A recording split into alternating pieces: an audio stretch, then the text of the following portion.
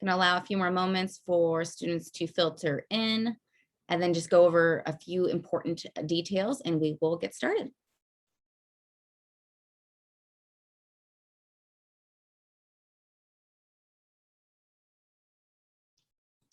Okay, well, thank you for attending this virtual college fair.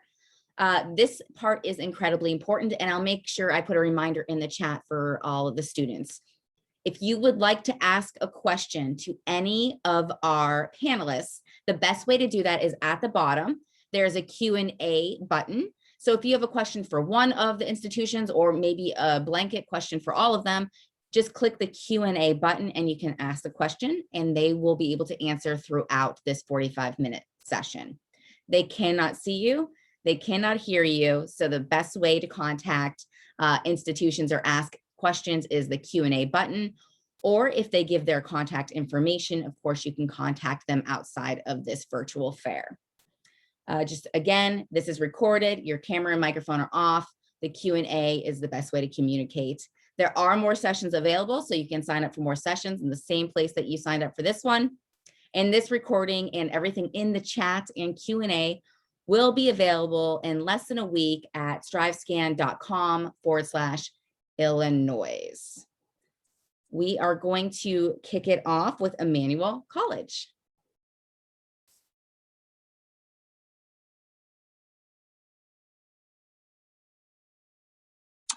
All right, good evening, everyone, or good afternoon, I guess, if you're in the Midwest.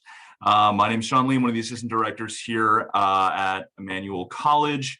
So I'll be the one working with you guys today, as well as all of the students in Illinois. So I guess I will go ahead and share my screen. Hoping this works. One sec. There we go. All right.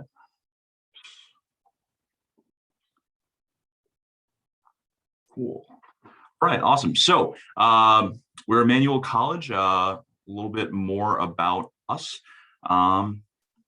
We were founded in 1919 by the Sisters of Notre Dame de Namur in Boston, Massachusetts. I apologize for that pronunciation. I'm still working on my French on Duolingo, but it was really exciting for us to have entered our second century as an institution just a couple years ago. We still bring that same value of education, as well as we're making sure that we're educating our students, not just in our local area, but in a global sense as well. So huge emphasis on that. And we're very excited to have students join us as we go into our second century. A little bit more about where we are. So we're right in Boston, Massachusetts. As you can see here, there's a few different things, including we're one of the best cities for entrepreneurial growth as well as innovation, being in the best market for STEM professionals. And we're also one of the best walkable cities in the country.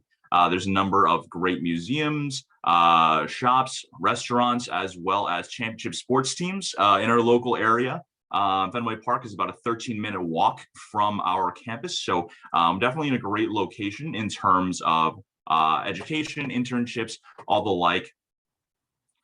Kind of going into more of the education piece, we have actually over 70 plus majors, minors, as well as areas of study. We have 94 full-time faculty members, so we have no teaching assistants or graduate assistants that will teach you anything. Everything that you learn at Emmanuel will be taught by a full-time faculty member or at least an adjunct. So you are going to have a great experience within who is instructing your classes, as well as having a 13-to-1 student-to-faculty ratio. That's a big thing that we like to talk about here at Emmanuel, is that we really want to make sure that you feel like you matter within the classroom. There's going to be, there's no space on our campus to have a 50-person lecture hall or anything like that. We really want to make sure that you feel comfortable raising your hand, getting to know your professors, as well as talking with your peers within an education setting. So that's a big thing that we do have to offer for you guys. Another part of an Emmanuel experience is actually that we're part of a consortium called the Colleges of the Fenway. So that includes us, as well as 4 other schools, including Mass College of Art, Mass College of Pharmaceutical Sciences, Simmons University, and Wentworth Institute of Technology. So within these 5 colleges of the Fenway, you actually have the opportunity to kind of cross register your courses. So you'll actually be able to take a lot of different classes from all these different colleges that you have available to you, kind of an agreement that we have with these 5 schools that we've had for about 25 years or so. So definitely a great opportunity. If you're interested in going into graphic design, but you want a more well-rounded education, you can definitely come to Emmanuel, but then take some classes at Mass College of Art and Design. Similarly with if you're interested in any kind of health science field, but again, you want more specific classes, you can definitely take that at MCPHS as well. So definitely a lot of really great options here. For any students who are interested in studying abroad, we have over 500 study abroad opportunities, typically associated either through Emmanuel or the colleges of the Fenway. So you will know the students that you are going to study abroad with. In addition to that, we also have what's called residential learning experiences as well. So as you kind of learn about a specific country and culture over the course of a semester, you'll actually take a 1 to 2 week trip with your class and your professor. So that is an opportunity that you do have. So feel free to kind of ask more about that as well.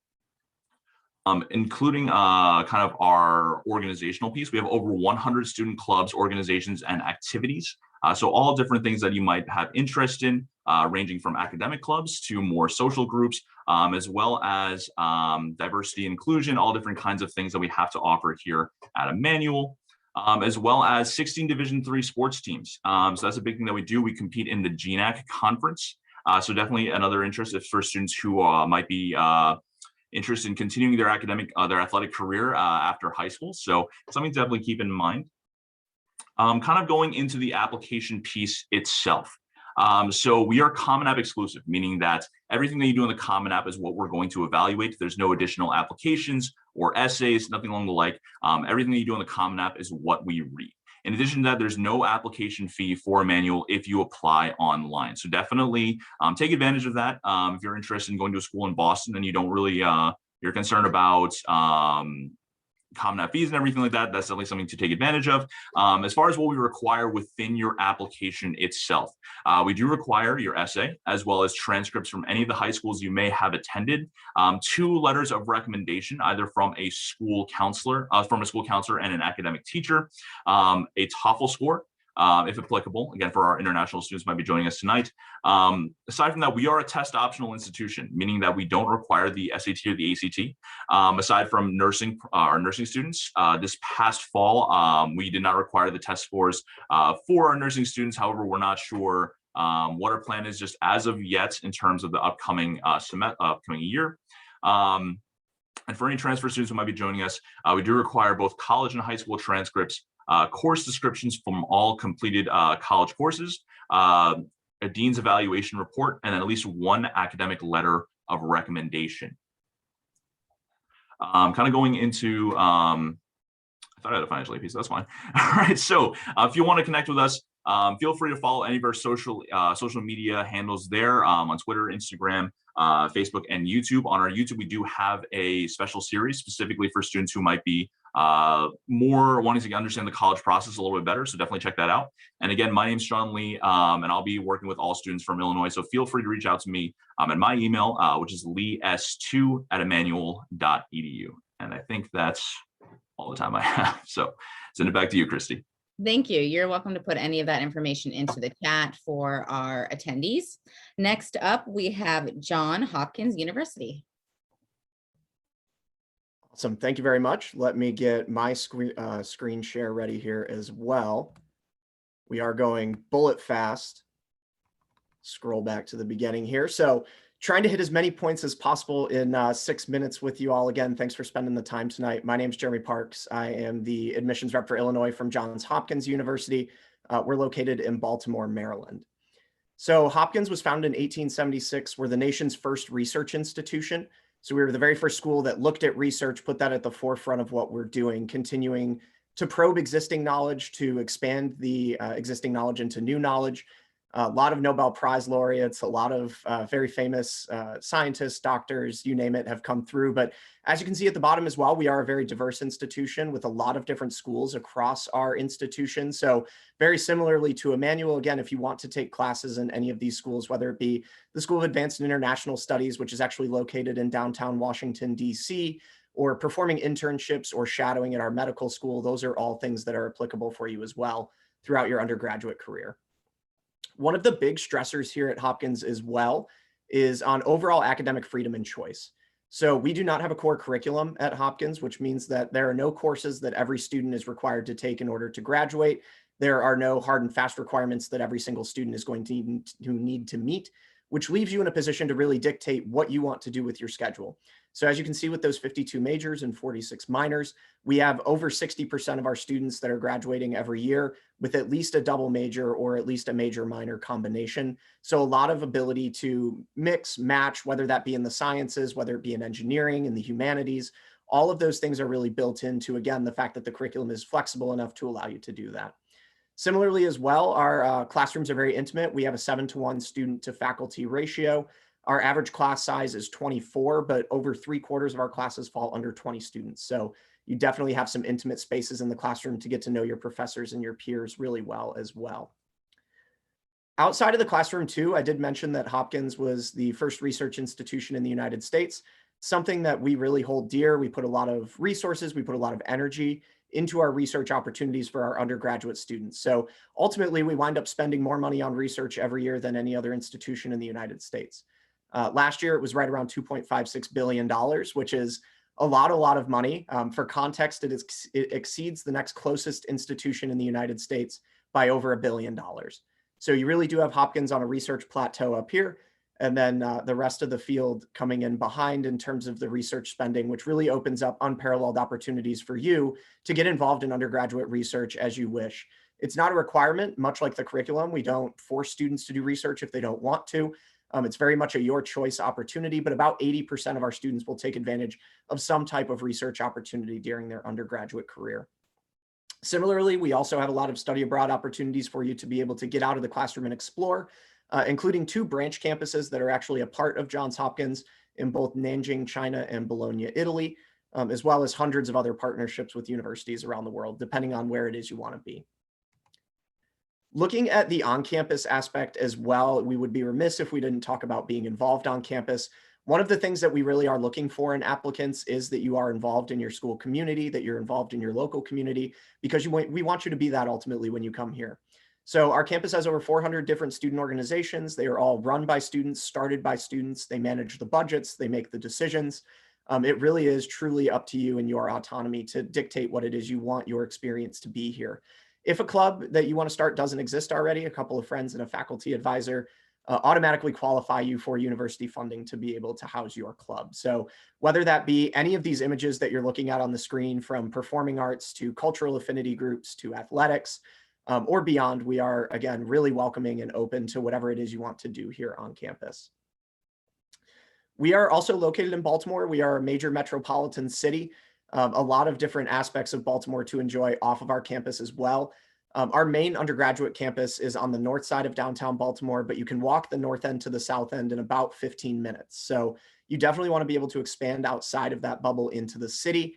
Something that we're really proud of is just how young and vibrant Baltimore is as a city. So the youngest age demographic in town is 18 to 30 years old. There are 17 schools and colleges in the greater Baltimore area. So there are a lot of folks who are the same age as our undergraduate population who are engaging in really cool ideas, whether that be live concert series, food festivals, film festivals, you name it.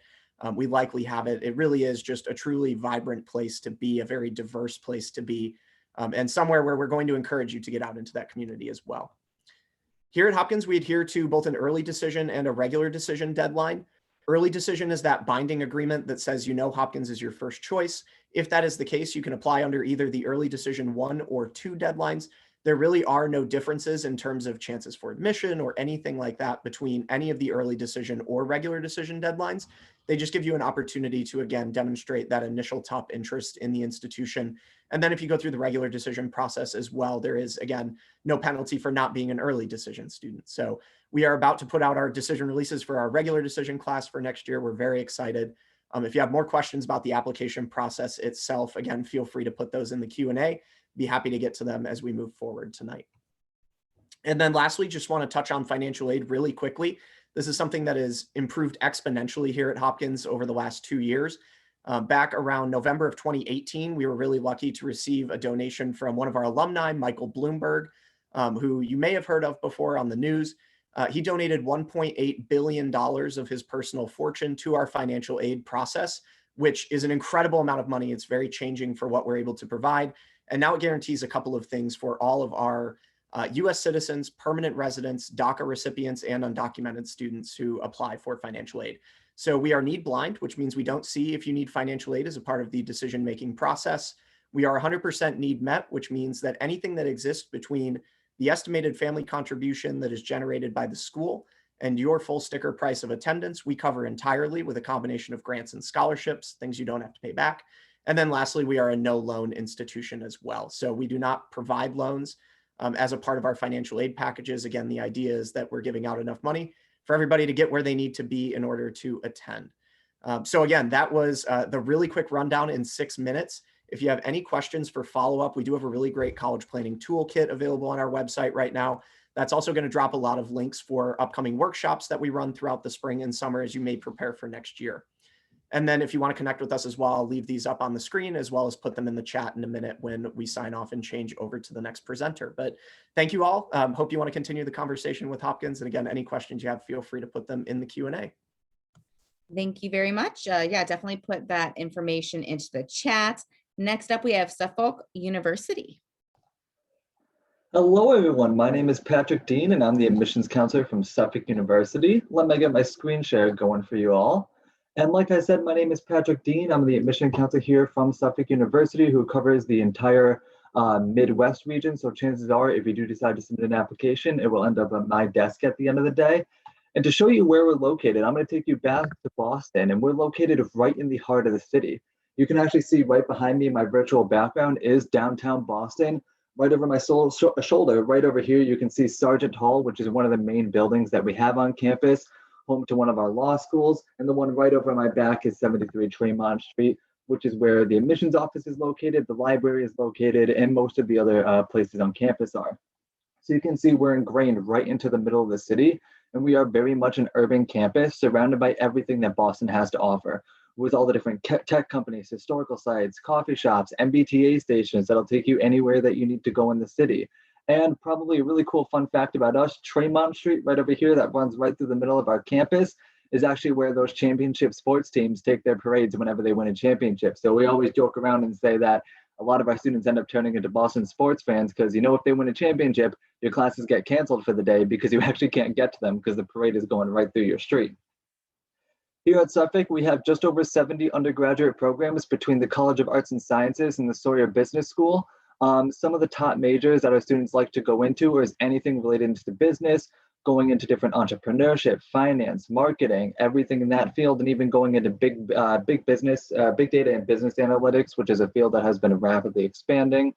A lot of our students like to get into political science and government, especially since our proximity to the State House, which is right next to me over here, and our partnership with the Washington Center, where we send our students down to DC to work with some of our representatives. So students can get involved from the local level, starting at the city of Boston to the state, even all the way up to federal.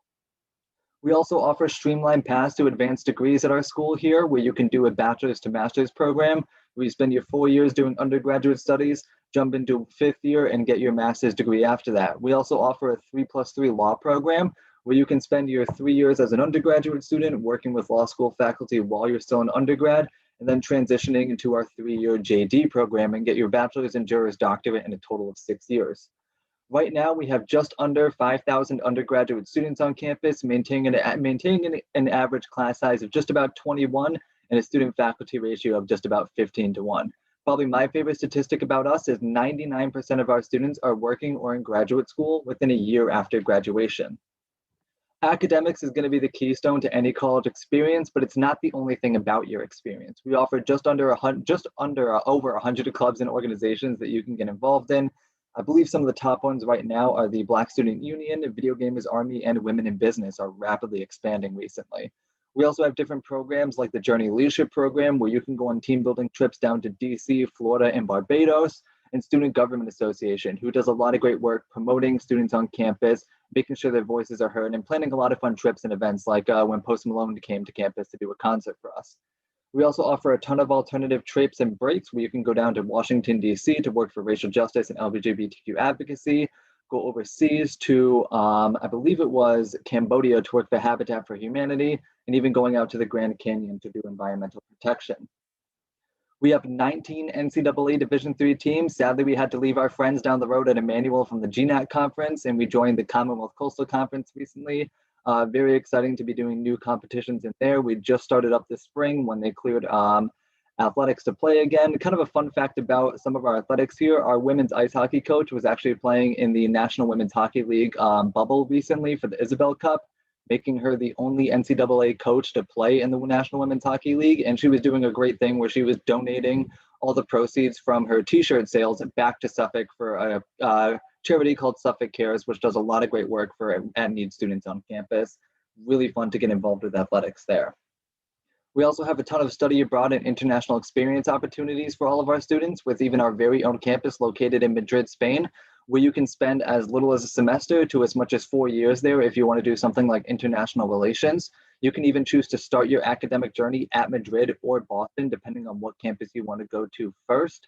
And it's also home to our Global Gateway program, probably one of my favorite programs that we have on campus, which is great for students looking for a study abroad opportunity who might not be too sure of what it's like. This is where you spend your first year spring break at the Madrid campus. It's probably the easiest and cheapest way to spend spring break in Madrid. And I recommend it to every single student who's just kind of like bouncing around with the idea of if you want to study abroad, what the Madrid campus looks like. Truly a fantastic opportunity. We're also partnered with over 50 programs in over 30 countries. And for our student population, right now, 19% of our undergraduate population is made up of international students. And of our domestic population, 34% identify as domestic students of color. For our application, we require either the Common Application or the Suffolk application, whichever one you want to fill out. I know the Common App is usually more convenient because you can put a bunch more schools on there. We require your high school transcript, the essay that's in the application, one letter of recommendation, and we are test optional. So if you feel like your test scores don't represent you, you absolutely don't have to send them, and it will be no penalty to you whatsoever. You can also self-report your scores if you choose to report them, so you can send a screenshot of or a PDF of your test scores. We can accept it that way. Our deadlines are right over here. Early action November 15th, regular decision is February 15th, and all students are automatically considered for merit aid with your application. And we do require the FAFSA for need-based financial aid, no CSS profile or anything crazy like that. My email is right here, pdean2@suffolk.edu. Please, please, please feel free to reach out to me anytime with any questions whatsoever. Thank you so much for your time, and I'll pass it on to the next school. All right, next up we have Duquesne University. All right, let me share my screen.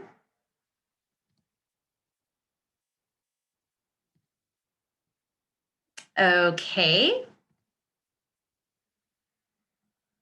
All right, hi everybody, my name is Gabby. I am an admissions counselor from Duquesne University. Not sure if you had that in reading in your mind. You might have been saying Duquesne. We've kind of heard it all. It's French. And I'm glad you're here today. I know this is kind of a machine gun version of hearing all this information. So thank you so much for joining, and I will get started here. So at Duquesne, we are considered a medium-sized school. How we started first was back in the late 1800s. We had many immigrants from Europe come over to Pittsburgh. We are located in Pittsburgh, and a very common conversation from these immigrants was that there wasn't a lot of educational resources for the children of these immigrants. So about a group of 5 or 6 Puritan priests started, rented a classroom upstairs of a bakery in downtown Pittsburgh. And that is how Duquesne was started. We have grown exponentially since then in student population and in geographical size, with about 9,500 total enrollment. The majority of our students are undergraduate students with 6,000. So all of you listening right now are prospective undergraduate students. The majority of our students are pursuing a bachelor's degree. Given our medium size, we are still prideful in our smaller student to teacher ratio of 14:1, with an average class size of being around 28. So a lot of you might be experiencing something similar to that as a high school student in your current high schools. So we are located in downtown Pittsburgh. Pittsburgh is a very fun city if you've never been. The city is made up of many different types of neighborhoods within the city. And each one's kind of known for something different. We are actually up on a hill. You'll hear the term a lot on campus, up on the bluff. We actually are located on Bluff Street. So it's kind of a little cliff overlooking the city, but you get a lot of greenery, you get a lot of trees, you get a lot of kind of a peaceful campus feel. Like when you kind of Google image college campuses, it's kind of that feel that you get, but we are in this city. There's no hustle and bustle of city traffic, no traffic lights, no buses, no cars honking, anything like that, because our whole campus is private. And again, we're up on that hill, and that whole hill is Duquesne University. So with that, Pittsburgh is becoming a city that people are moving to for opportunity, whereas back when my parents were in the area, they were moving out of because of the lack of work. We have evolved exponentially, even within the last decade even. So Pittsburgh's, as far as job opportunities, we are booming in the healthcare industry. We have something called UPMC, which stands for University of Pittsburgh Medical Center, which is one of the top 10 medical centers in the United States. People travel from all over, even from around the world, for medical care in Pittsburgh. We have a very strong pediatric healthcare as well. So it draws a whole bunch of people for those types of services. The cost of living is relatively low in comparison to other cities of similar sizes. And it's just very, very fun. We have our sports teams. We have our Steelers, our Pirates, our Penguins. We also have lots of different types of restaurants. We have a big cultural district, Pittsburgh Symphony Orchestra. We have the Benedum Center. Hamilton came last year before the craziness of COVID hit. So all in all, it's a great place to be. And from campus, it's about a 5 to 6 minute walk to downtown Pittsburgh. So extremely, extremely close. And then lastly, it's convenient for students in those ways, but also for internship opportunities. It's very common for students to walk down to their internship site for the day for a few hours and then come back to class or come back to their dorm room for the evening. We have 9 schools of study. We are well known for our law program. We have an extremely strong law program, health sciences, physician assistant, physical therapy, occupational therapy, speech language pathology. And just like a lot of these other schools here today, and again, a lot of this might be repetitive for you, but it is worth mentioning. We have direct entry programs. So these programs that I mentioned that require an advanced degree, like physician assistant, PT, OT, speech language pathology, require a master's degree. So you have to keep going to school after you graduate with the bachelor's. But at Duquesne, once you're in as a high school student. You just have to maintain your high academics to keep that status. So no reapplying as a junior of your bachelor during your bachelor's degree. It's all kind of one and done in a way. We also have, as far as well-known programs, law, health sciences, also music. We have a very strong music program. Many of our faculty have won Grammys, which is kind of cool. And our business program as well, the Palumbo Donahue School of Business. We have over 13 different types of business degrees and is probably one of our most popular majors, school, I should say, as far as population. And just really quickly, I'm not going to read these one by one, but some fun stats that are good to know for a lot of our programs. Our pass rates on our certifying exams, the board exams, the bar exams, for all of these different types of programs. One thing that I think Duquesne is very prideful of is our strong retention rate. So yes, it's good to know the acceptance rate, how many students get accepted, but it's also very important to know how many students actually stay in school, how many of them graduate, how many students come back after their first year. Because in reality, the hard part isn't getting in, it's staying in. The national average for retention rates is in the low 70%. Duquesne has about an 88 retention rate, which is very strong. And what that means is we really truly care about our students and kind of it takes a village type of approach with, it doesn't just stop at admissions. We really have people in all different types of department looking out for you and making sure that you are succeeding. Study abroad, a lot of this is going to sound similar to what you've heard. Very quickly, I know I'm really, I don't have a lot of time, but Duquesne has a campus in Rome, Italy. It is Duquesne professors that live in Rome. It's not like a partner school that we, it's really truly Duquesne in that campus.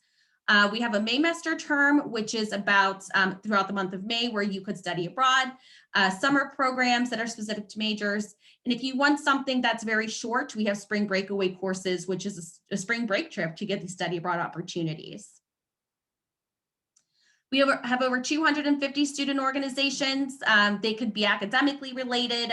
We have an American Marketing Association, Duquesne chapter, where our marketing students travel to New York City every year and compete in advertising contests. We have Habitat for Humanity, a mock trial team. We have fraternities and sororities. Students will be exposed to the different opportunities during the first week of school. There's a big activities fair and they can get involved and sign up that way.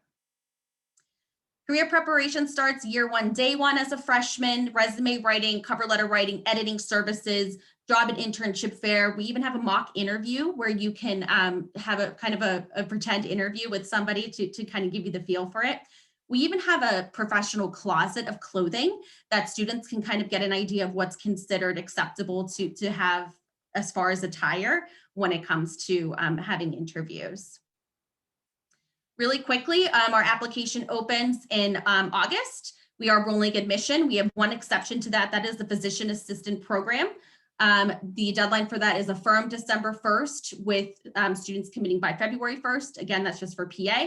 Rolling admission for all other programs is the very famous May 1st decision day.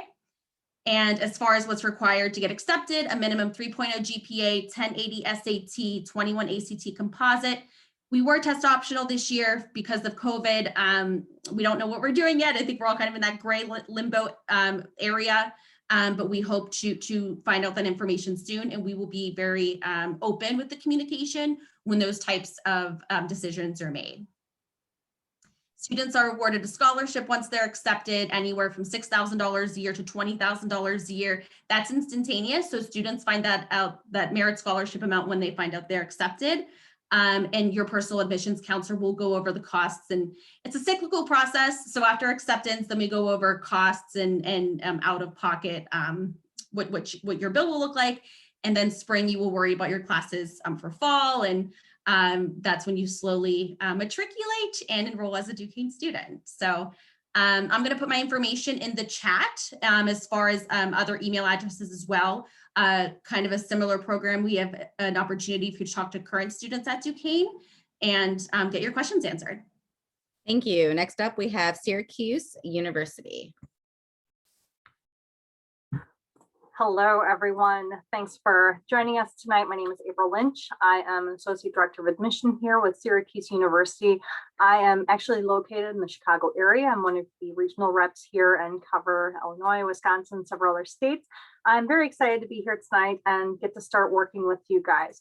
So Syracuse is located in upstate New York. It's a 2-hour direct flight out of O'Hare, or you can take the Amtrak. The train goes directly to Syracuse as well, so you can get there pretty easily. We have about 15,000 undergrad students, a few thousand grad students on campus, a 15-to-1 student faculty ratio, and an average class size of about 26 students. With that said, 60% of our classes have 20 or fewer students in there. We do have a liberal arts core, and about a third of our students major within the College of Arts and Sciences. Many of our programs are ranked in the top 5, 10, 15. We have over 200 majors and 100 minors available for students.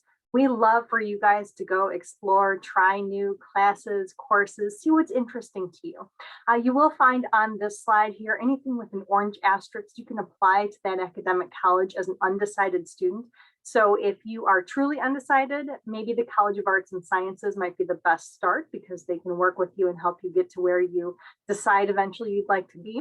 If you know you'd like to be, for example, a business student, then applying to our Whitman School of Management as an undecided student might be a great choice for you as well. Now, of course, Syracuse has a lot of different distinct weather seasons. I wanted to put several pictures in the slideshow today because we probably haven't been able to have you on campus yet. So, hopefully just take a look at those and start to feel the vibe. We do have some pretty wonderful integrated academic and career advising offices in each academic college. Their job is to help you, number one, academically, pick classes, make sure that you're on track to graduate. You'll actually have 3 advisors when you come to Syracuse. One will be an academic advisor. The second will be a career advisor. So someone to help you find internships, to work on cover letters, resumes, to do all the nuts and bolts things that come along with looking for jobs. And then the third will be a student advisor. So someone that's in your major, has taken those classes recently and can kind of guide you along the path. Our students have had some fantastic internships recently. You can see just a small portion of the internships there. Now, research is another large part of our institution, as you've probably heard with some of the other ones that spoke tonight. We are Research One, which is the top tier. We encourage you to join some of these research projects and to be involved in whatever it is that you are interested in. You can see some of the women here on the left. They are two women who found that they wanted to help reduce waterborne illnesses in India.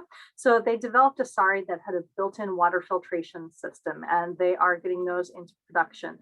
If you have ideas, if you have a project you want to work on, feel free to pitch it in our student sandbox, and we can help connect you with other students or faculty members who are working on projects that you can join. I hope you guys are thinking about studying abroad. You can go pretty much anywhere, but we do start off, we have 5 abroad centers in London, Madrid, Florence, Santiago, and Strasbourg. So here again, like another college, we have our own faculty living there and teaching there. If you want a more in-depth full immersion trip, we have over 60 other programs that you can join and go to those as well. We also have a discovery program, which means first semester freshman year. If you really like to study abroad, you can study abroad at one of those areas, the Florence, Madrid, or Strasbourg campuses. Now, being Orange is pretty amazing. We are very, very school spirited. And this is taken at one of our basketball games, obviously pre-pandemic. But this is normal for us. Like, we are just excited to be Orange and cheering each other on. I would love for you guys to come and experience that and be part of our campus. There are over 300 clubs, athletics, and organizations. So feel free to explore and enjoy and see what's out there. Now, we also, I'm going to throw up a couple here, anything from our a cappella groups to Greek life to professional organizations. There is truly something for everybody. The Barn Center at the Arch was recently renovated. This was done just in the past year. We opened this up. It's a one-stop wellness shop. So in there, we have amazing workout facilities, but we also house our counseling offices. We have a psychologist in there, social workers. We have an esports room, and it's open for everybody.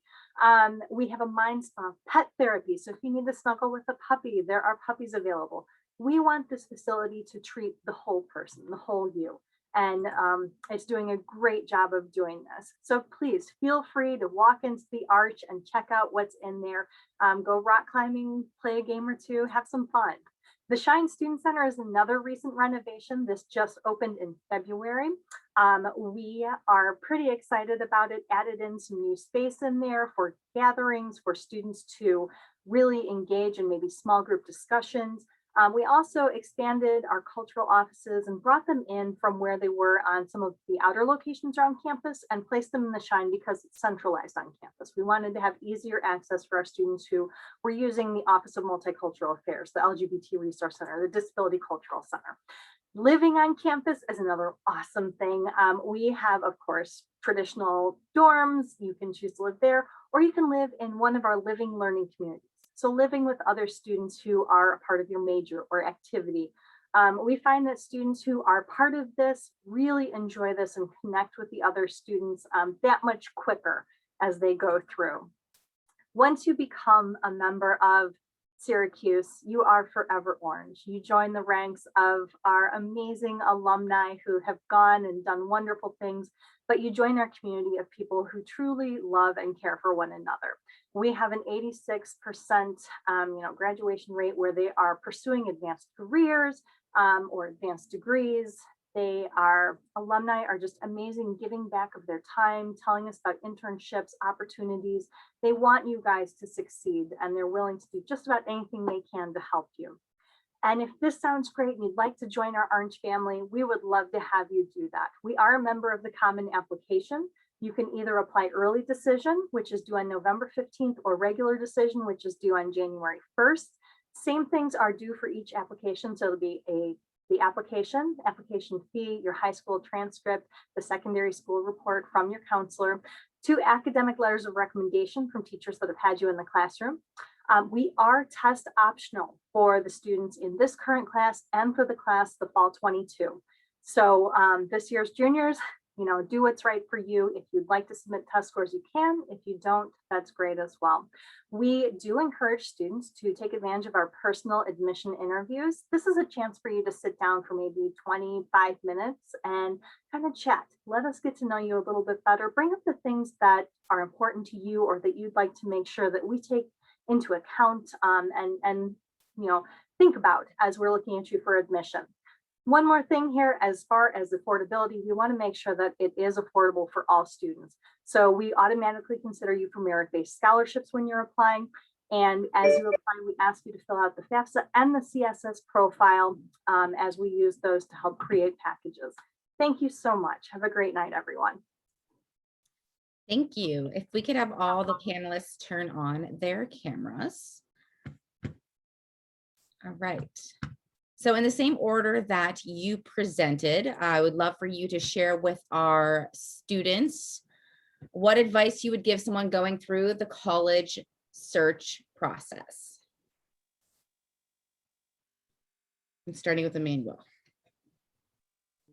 Absolutely. And obviously, you know, the advice that I'm going to give is a little bit difficult right now. But my biggest advice to anyone who's interested in the college search process is get to know the different schools that interest you. Being able to figure out what kind of schools and what kind of locations they're in, what they offer, really makes a difference and helps you discern what you want.